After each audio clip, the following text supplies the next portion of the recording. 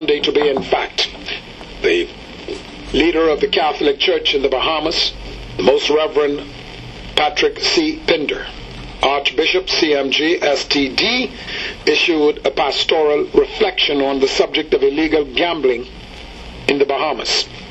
You will know, ladies and gentlemen, that the subject of illegal gambling has been on the lips and the forefront of the consciousness of the Bahamian society for a very long time. The previous administration, under the leadership of the Right Honorable Hubert Ingram, made it a point that if they were elected to government in the second term of 2012, that this issue would be brought forth to a referendum.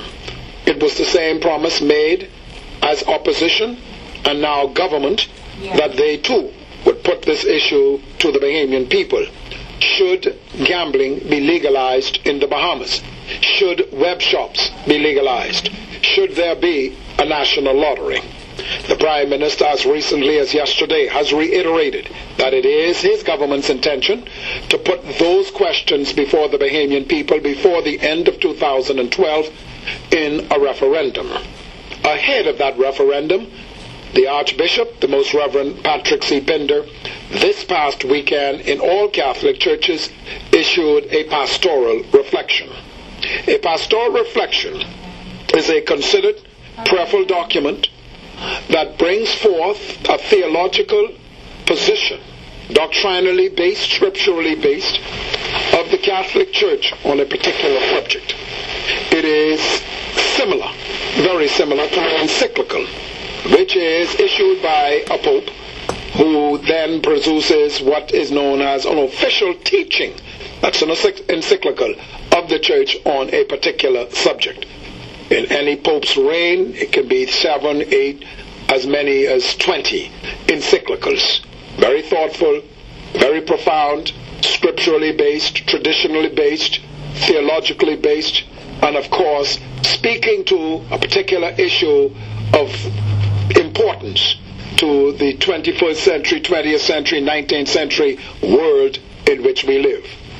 In this instance, Archbishop Pender, as he has done on 2 separate occasions before now, speaks, and this time more extensively, on the subject of illegal gambling in the Bahamas. And before we get into our discussion this afternoon, I invite you to listen to just portions of it, because it is a rather long pastoral reflection covering approximately 7 pages single space. And it begins thus. Given the extensive engagement of Bahamians in illegal gambling as entrepreneurs and players, and the government's decision to hold a countrywide referendum on the issue, it is clear that we are confronting a situation that has led to a crisis of national import. That the numbers business flourishes and expands yearly is evidence that there are those among us who are openly pursuing an activity that contravenes the law. It is obvious too that Bahamians have been doing so for generations without any lasting, effective intervention by the forces of law and order. I believe, the Archbishop continues, that we are also confronting a cultural crisis.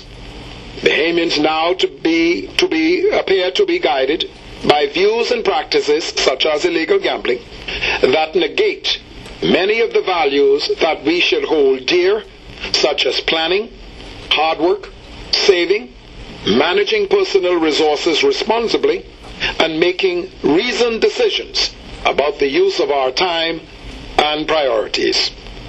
As I did in my first statement on gambling on 23rd May 2010, I must emphasize that games of chance in and of themselves do not constitute an evil.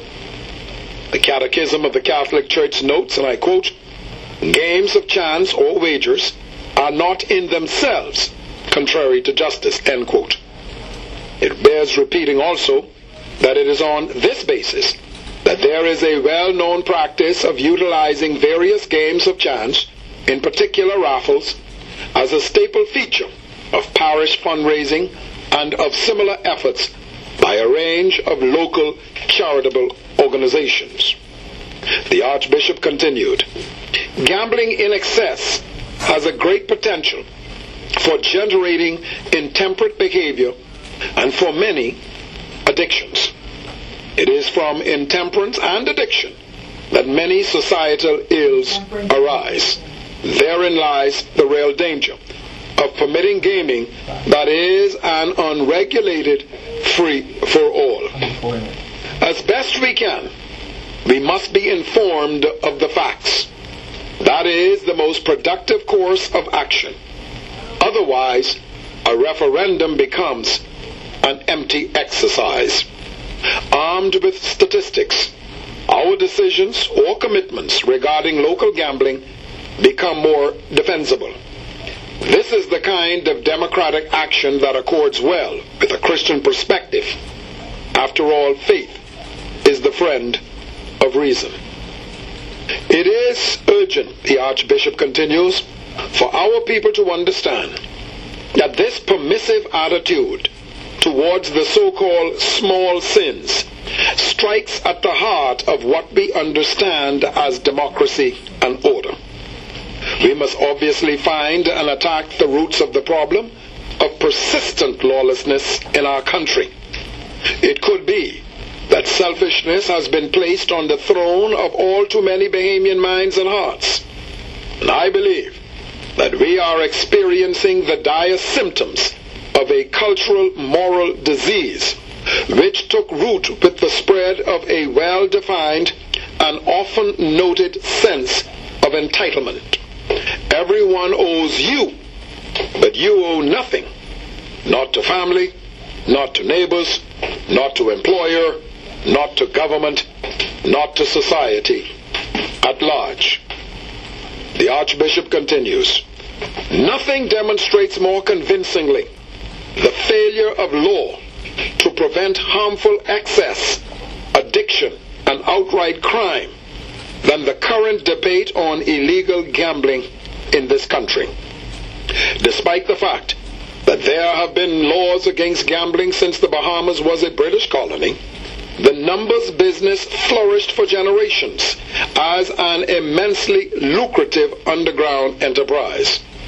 Now in the 21st century, it mushrooms boldly and even more lucratively through technology-heavy web shops, which are pretty much left to carry on with little interference from the forces of law and order. It is now spread to many of our family islands, and sadly, if the numbers business is driven underground again, Bahamians will continue to patronize such operations.